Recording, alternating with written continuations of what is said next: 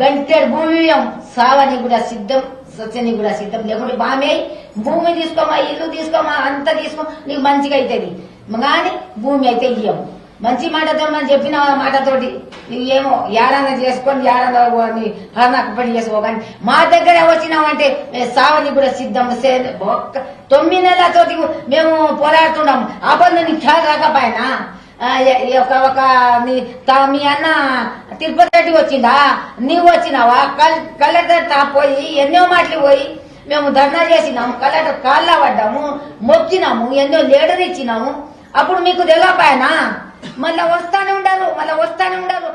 మునిమాపు 500 police వాళ్ళని దోలి నువ్వు మా ఆడోళ్ళ మీద దాడి పెడతావా? మా సన్ల మీద చేయి పెట్టడానికి పెడతావా? మా కుసుక వేసుకొని పెడతావా? మా దర్వాజా దమ్మెనికి పెడతావా? నాకు సరిపోయిందా? నువ్వు ముఖ్యమంత్రి అంట. ముఖ్యమంత్రి ఇదే పని చేస్తాడా? రేవంత్ రెడ్డి కొడంగల్ ముఖ్యమంత్రి నువ్వు.